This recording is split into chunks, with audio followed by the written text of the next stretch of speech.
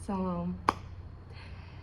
Bugün ev günümdəyim deyə dedim birlikdə neyniyək, kitab oxuyaq dedim. Buradan bir kitap seçəcəyik və kitab oxumaya başlayacağım. Birinci seçəcəyim kitab Satranç. Elə ən birincisini götürəcəm. Və bunu oxumaya başlayacağıq. Hamısını tökdüm. Deyəsən qarşı gəldilər mənə və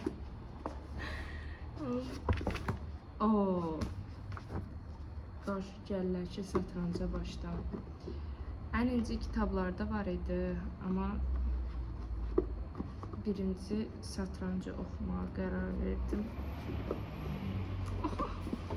Girmək istəmirlər. Kitablar mənlə bu yolla danışır. Nəysə, bunlar qaldı qıraqda. Bunlar sonra oxuyacaq. Sonra belə bir kutum var. Kutumda naşnikli keç, musiqi qulası, highlighterlar, kitab ayracları, çok şirin var. Bugün bunu işlədəcəm. Sonra yeni highlighterlar, sonra belə bantlar yapıştırmaq üçün, yazmaq üçün bir ədəd uçqa. Belə. Kitab oxuma kutusu kimi bir şey. Nə vaxt oxusam yanımda olacaq. Neyse ben gedəm kitab oxumaya başlayayım, görüm nədən bəhs edir, heç bir fikrim yoxdur nədən bəhs etdiyi haqqında. Amma kitab qapağından bilinir ki, nədən bəhs edir. Azərbaycancasını unutdum, neysə hatırlayacağım.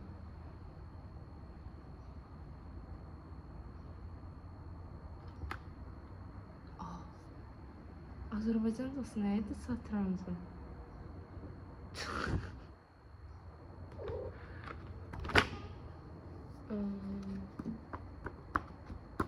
Nalə Azərbaycanca. Dilimin ucundadır. Şahmat. Bunu necə bu qədər əziyyətlə yadıma saldım? Şahmat. Özümə utandım. Neyse, tamam. Başladım ben okumaya. Oxudum, 16-cı səhifədəyim və 16-cı səhifədə belə bir söz gördüm. Ömrüm boyunca sabit fikirli, kafayı sadece tek bir düşünceyle bozan insanlar ilgimi çekmiştir, benim de. Zira insan kendini kısıtladıkça sonsuza da o kadar yaklaşır.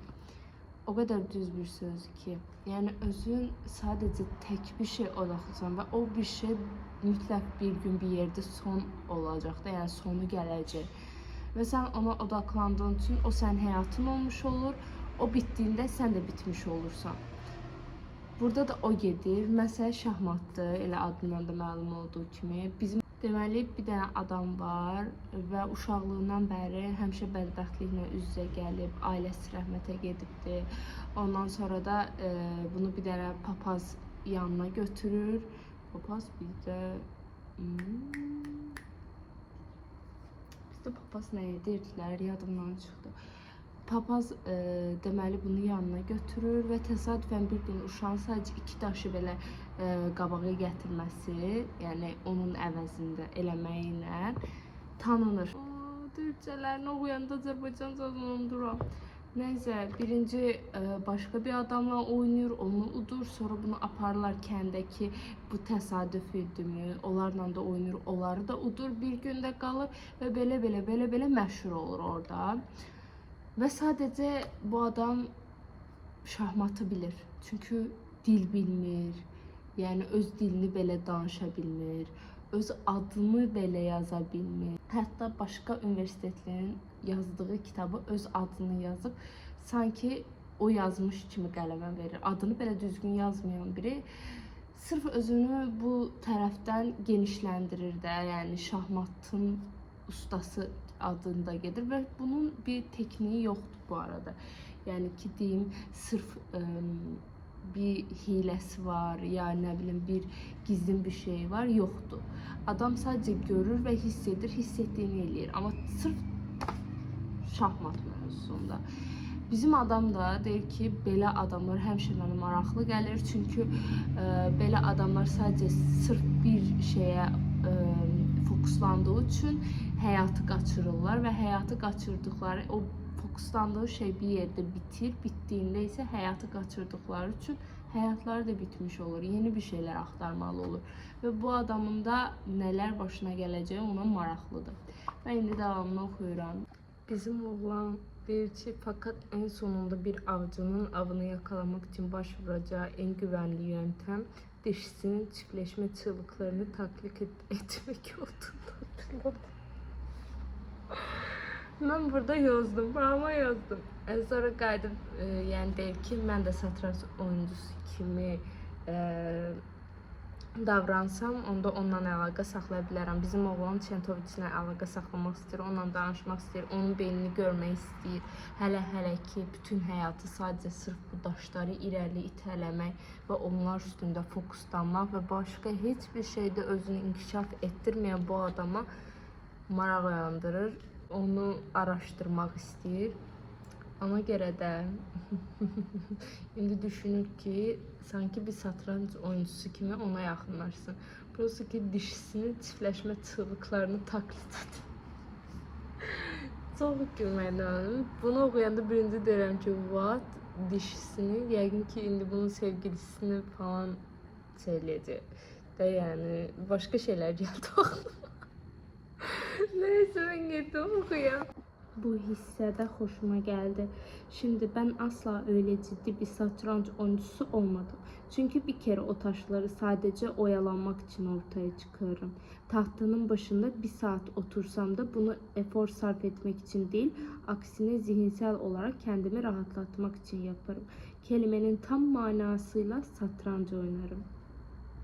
Sonra qayıdıb, halbuki ötekiler yani gerçek satranç oyuncuları satranç icra ederler.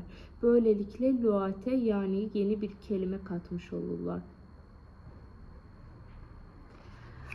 Çok qəşəngdir. Yəni, mən bunu istədiyim üçün edirəm, rahatlamaq üçün, hobimi eləmək üçün edirəm. Amma onlar yeni bir şey öyrənmək, daha çox inkişaf etmək üçün.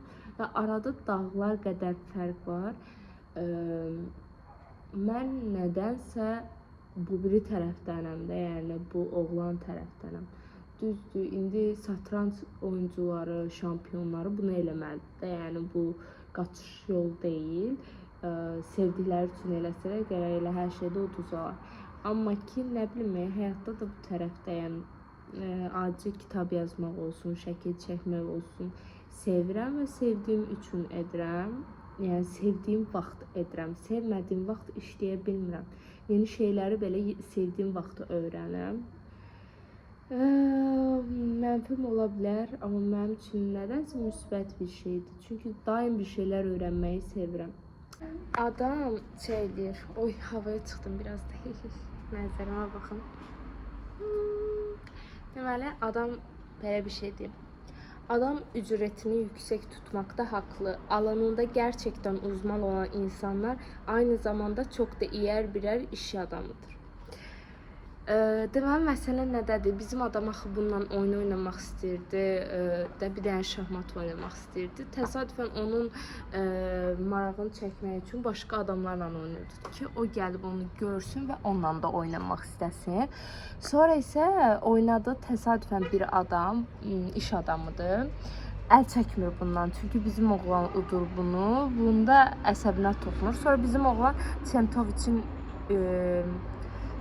oğlan Çentoviçi özünə çəkmək üçün oynayırdı. Axı səbr eləyir, səsini çıxartmır və bu oğlana deyir ki, belə-belə, yəni bu kişiyə deyir ki, belə-belə məşhur biri var gəmidə və desəm bizim oyunumuz ona maraqlı gəlmədi. Çünki adam gəldi, bunların ətrafında fırlandı, baxdı, sonra da çıxdı, getdi. Burada nə oyanır? Söhbət hələ qayıdıb şey deyir. Nə idi? Biz nasıl bir kitapçıdayken elimize verilen bir yani okuyacağım idi. Biz nasıl bir kitapçıdayken elimize verilen kötü bir dedektifli bir romanının kapağını açıp içine bile bakmadan yerine koyuyorsak, o da aynı ilgisizlikle masamızdan uzaklaşıp sigara odasını terk etti. Adam geldi, bunlara baktı. O sırada oyun oynayırdılar ve oyun onun xoşuna gəlmədi. Yəni gördü ki, bunlar amatördür, yəni sadəcə həvəskarlar oynayırlar. O qədər də maraqlandırmadı, çıxdı getdi də yəni. Və bizim oğlan da bunu qızışdırdı, bu getdi onun üstünə.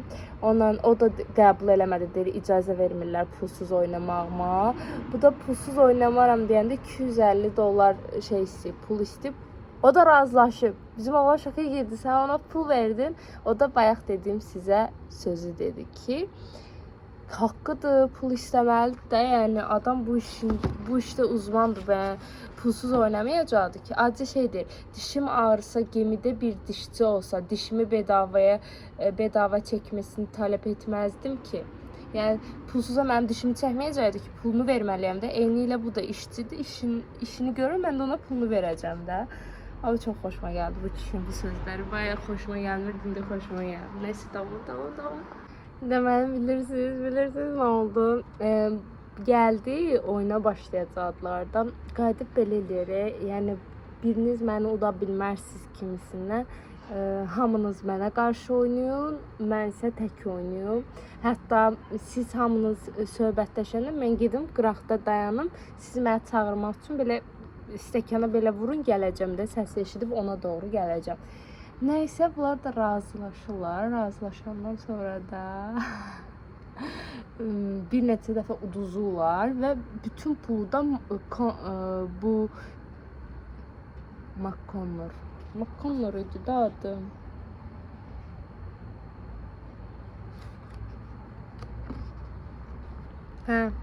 McConnor. Deməli, bütün pulu da McConnor verir. Yəni bizim oğlanı o qızışdırmışdı, üstünə göndərmişdi. O həmin adam McConnor. Hətta udana qədər də vaz keçəcəyini düşünmür. Təsadüfən yenə uduzurlar. McConnor çox əsəbləşir. Təsadüfən biri arxadan gəlir və ona fikir verir ki, belə elə, o sizi sıxışdırır, bu filan oyunun eynisidir, yəni filan ölkədə keçirilmiş bir şampionluq oyununun eynisidir. Mənim dediklərimi eləyin, udacaqsınız və başlayırlar eləməyə. O ana qədər həmin oğlan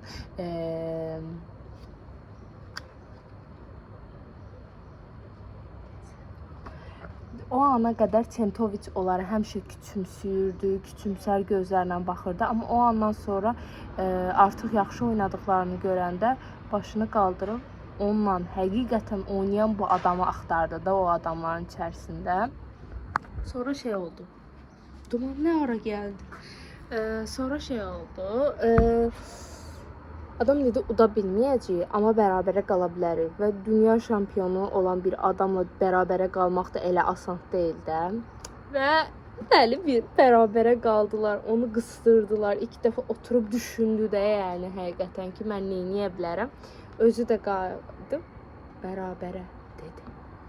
Bərabərə. İndi tamam. McConnor belə deyir ki, pulunu ödəyəcəm, bir oyun daha oyna, amma sırf səndən o oynasın da, görə kim udacaq da. Amma qəbul eləmədi. Bu hardasa 45 yaşlarında bir kişidir və çoxdan deyir 20-25 ildir mən artıq oynamıram. Hətta McConnor belə şoka qaldı ki, 25 ildə oynamırsa bu adam ağlında necə saxlayıb, yəni çox ustaca oynayırdı. Səhərsi gün indi bizimkilər onu razı salmağa çalışır ki, gəl McConnor deyib pulunu mən verəcəm. Məyər sadəcə 2 oyun oynayıblar. 2-ci oyunda bizim yad adam gəlib. 3-cü oyunda artıq istəyirlər ki, onlar təkə-tək oynasın və bu həyəcanı qıraqdan bunlar izləsin. Bizim oğlan da getdi onu dəvət eləməyə. İndi gələk.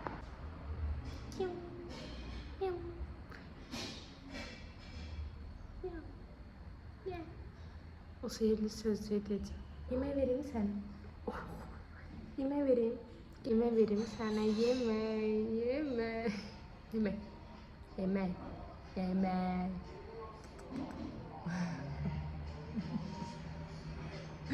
Onun da sevgi anlayışı budur. Oh.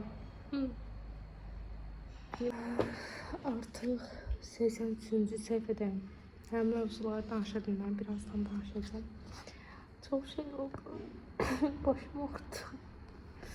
Niyeyse orada hiss elədim özümü, bilmem.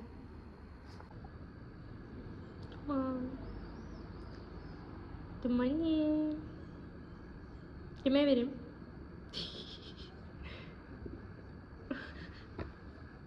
Hiç sever anne. Yemeğe vereyim mi kızıma? Kızıma yemek vereyim mi? Güzel.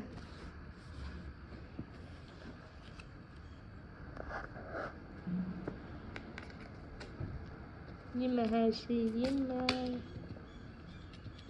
Biraz da gözünüz özellik görsün. Tamam kızıma kızıma güzelim.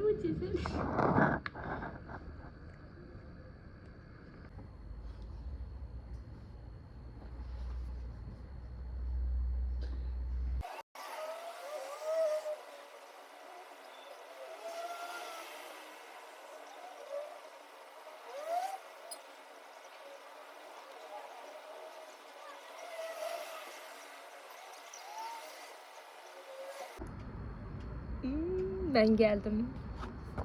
Kitabımı bitirdim. Orta hisseden sonra danışa bilmədiyimiz mövzular oldu. Çox axıcı getdi. Telefonu qaldırıb belə baxacağım bir an değildi də, yəni ki danışım sizə də. Mən indi gəlirəm şeyə. Deməli bilirsiniz nə oldu? Bu gələn adam axı səhərlər onunla oynamağı təklif eləmişdim. Adam başladı başına gələnləri, bu satrancı niyə bu qədər yaxşı bildiyini danışmağa. Məyər adam həbsə girib və həbs bizim düşündüyümüz kimi soyuq, işgəncəli bir otaq deyil, əksinə insanlığını sınayacaq, onu daha da dəlirtəcək, ruhən çöktürəcək bir şeydir. Necə bir şey? Sadəcə bir təmiz otaq və yeyə biləcəyi bir şeylər verir. Всё. Nə insan görür, nə kitab görür, nə özünü öldürə biləcəyi bir vasitə var, nə bilim sözlər görür. İnsanlığa dair heç nə görmür. Sadəcə yeyə biləcək, yəni qidalanacaq. Yəni normal şəkildə oteldə qalır. Yəni bildiyin otelə getsən elə qalarsan. Amma heç nə görmürsən. Başda bu çox yaxşı ola bilər. Aylar keçir, uca 1 ay, 2 ay və artıq beynin sənə oyunlar oynamağa başlayır, ürəyin partlamağa başlayır. Bu da onu sorğulamağa deyəsən ayda bir dəfə götürürlər məncə. Ayda bir dəfə götürürlər ki, sorğulasınlar ki, etiraf eləsin. O isə etiraf etməmək üçün dirənir. Hətta hər dəfə növbətini fikirləşir ki, hə mən növbəti dəfə nə deyəcəm də. Belə orada az qala ağlını itirir və burada bir söz deyir. Məyər heç bir şey insanın ruhuna hiçliyin kendisi kadar baskı yapamazmış. Düzdür.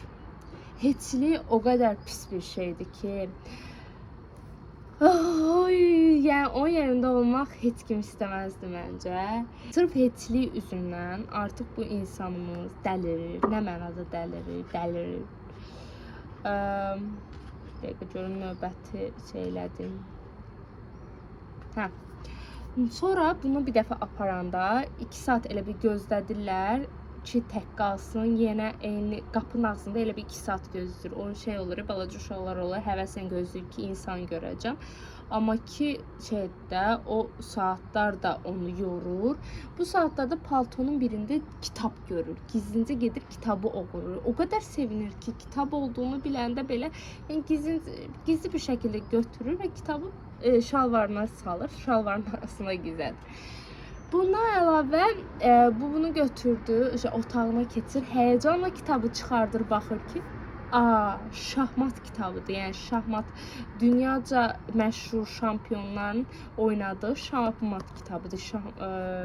Oyun şeylərini göstərir də, şəkillərlə, oyun yazılarla oyunun temasını danışır və bizim oğlan bunu görəndə dəli olur. Niyə də, yəni sözcüklər olan bir kitab deyil də C1, C2, nə bilim nə belə yazılar və tamamilə heç nə başa düşmür. Sonra görür ki, yox, belə getsə dəli olacaq. Bir gün görür beynində yarada bilmir. Yatağı prostinasının artıq damalı olduğunu görür və buna işarət olduğunu, yəni öyrənməsi gərəkdiyini düşünüb oranı düzəldir. Tam belə 64 kvadratlıq eləyir. Başlayır nə bilim kağız buruşturma, qənd parçaları ilə ya əlinə nə keçirsə o parçalarla gözündə canlandıraraq eləməyə. Başda anlamadığı bu C1, C2-ləri artıq professional şəkildə başa düşməyə başlayır və kitabda olan bütün oyunları əzbərləyir. Amma bu da ona yetmir. Çünki artıq kitabda hər şey əzbərləyibdi. Edəcək heç nə qalmır. Sonra bunu bölür şeyə. Nədir? Artıq yeni oyunlar kəşf eləmək. Səhər 2 oyun oynayır, günorta 2 oyun, axşam 2 oyun, belə oyunlar oynayaraq başını qatmağa çalışır. Artıq bomboş olan bir günləri daha da yaxşı olmağa başlayır. Və bunu sorğulayan adamlar şoka girir ki, bu niyə bu qədər dəlirmədi də, yəni onun istədiyi ruhən çöküntü hələ o qədər olmayıb. Bizim adam da oynayır. Artıq oyun onu ruhən yox edir. Çünki bədənsel olarak 2 yerə bölünməyə başlayır. Burada söz var. Kendime karşı rekabet etmeye kalkışmak zorundaydım. Yani şahmat 2 nəfər oynanılan bir oyundur və oyuna başlamaq istəyirdisə, bir digər tərəf olmalıydı. 2 insan ruhuna bürünməlidir. Ruhunu 2 yerə böldü. Ondan sonra da etrafımı saran o berbat hiçliğin beni boğmaması için kendimi siyah ve beyaza bölmeyi en azından denemek zorundaydım. Bildiğiniz şəkildə adam özünü ruhen 2 yerə bölür və oyunlar oynamaya başlayır. Artıq o qədər oynayır ki, psixologiyası tamamilə pozulur və xəstəxanaya düşəcək qədər, hətta xatırlamır nə olduğunu, qolunda yarası olur, yəqin ki özünə zərər verir. Deyir, içəri sənin səsini eşidiblər və içəri keçdiklərində sənin hadi şeylə, nədir, oyna, niyə dayanmısan? Ya özü-özündən dava elədiyini görüblər. Adama cumubmuş hətta. Yəni o tərəflərdə heç nəyə xatırlamır. Beyin mexanizması belədir ki, sən əgər səni çox incidən bir şeylər varsa, sənə onu unutturur ki, beyin özünü qorumaya alır. Burada da eyni ilə yaşadığı hər şey unudur və həkim də çox yaxşı bir həkim olduğundan deyir, mən sənə köməklik edəcəm, səni qoymayacağam orada qalasan və dediyi kimi də olur, onu buraxır və onu buraxan kimi bu gəmiyə minir, yəni bunların olduğu gəmiyə minir təsadüfən və danışır ki, gördün də yəni mənim halımı. Həkim dedi ki, qəti surətdə şahmat oynaya bilməzsən. Amma mən bugün bu sözümü yemiş oldum. Mən sizi görəndə dayana bilmədim. Ağlıma o səhnələr gəldi. Çox qorxdum, çox qorxuncuydu. Gözümdə canlandı hər şey. Dayandıra bilməyib sizə qatıldım beləncə. Sonra bizim oğlan ən şeyi də qəbul edir, amma deyir sadəcə bir oyun oynayacağam, ikinci oyun oynamayacağam. Çünki həkimim də dönə-dönə deyib ki, olmaz. Başlayır bir oyun oynayır və udur. Udmağı qarşı tərəfi o qədər eləyir ki, qıcıqlandırır ki, Çentoviç belə şoka qalır da, yəni dünya şampiyonu birini udur. 25 ildir şahmat oynamadın deyən insan onu udur. Və hətta adam onu şahmat oyununu görəndə belə şoka girir ki, ayda bunun gerçək versiyası var. Yəni mən bunu həmişə beynimdə canlandırmışam. Heç vaxt gerçəyini görməmişəm də, şoka qalır, görür. Ondan sonra da deyir. Adam deyir ki, bugüne kadar unuttuklarına belə bir reaksiya verir. Anlaşılan beynimizin içinde çalışan gizemli bir takım yönetici güçler var. Bu güçler beyni rahatsız edebilecek, tehlikeye atabilecek her şeyi otomatikman ortadan kaldırıyorlar. Çünkü ne zaman hücreleri geçirdiğim o günleri düşünmeye kalksam resmen beynimin içinde tüm ışıklar sönüyor gibi oluyordu. Yani adamın beyni qoruma mexanizmasına keçib ona hər şey unutturub ki, bu adam bunları düşünməsin. Oğlana nə qədər acıdığımı sizə deyə bilmərəm də. Son nətər bitir? Xoşbəxt deyil. Oyunu udur, Çentoviçi udur, amma ikinci oyunu istəyir. Və bizim adam deyir ki, yadına salmağa çalışır ki, sən oynamamalısan. O da ki, yəni istəyir deyə görür ki, çox həvəslidir, bir şey demir. Amma baxır ki, adam oyunu Çentoviç bunun zəif nöqtəsini tutdu.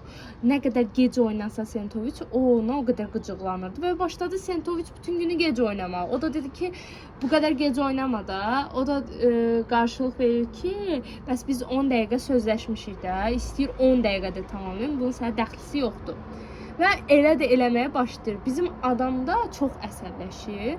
Hamı deyir, Lənk oynadığına görə əsəbləşdiyini düşünsə də, bizim adamın düşündüyü şey əslində adam oyunu oynayır, elə bir sırasını verir, ondan sonra gedir və təxəyyülündə tamam başqa bir oyun oynayır. Sonra onun vaxtı bitəndə onu çağıranda, onun oradakı oyunu yarımçıq qaldığı üçün əsəbləşir. Hətta oradakı oyunu çaşıb burada oynayır və hər kəs ona qəribə baxır ki, bu niyə belə elə? Şahmat deyə sevinir, əslində şahmat deyil. Və bizim oğlanı xatırlatma edir ki, oynamamalıydın, ona görə beləsən. O da hər kəsdən üzr istəyərək gedir. Yəni oynamamalıydın deyib gedir. Sentoviç belə son sözü, Sentoviçin son sözü. Koltuğundan en son Sentoviç kalktı ve yarım kalan maçına son bir bakış attı. Yazık dedi kendini beğenmiş bir edayla. Hiç de öyle fena kurgulanmış bir hamle değildi halbuki. O beyefendi bir amatöre göre aslında müthiş bir yetenekli biri.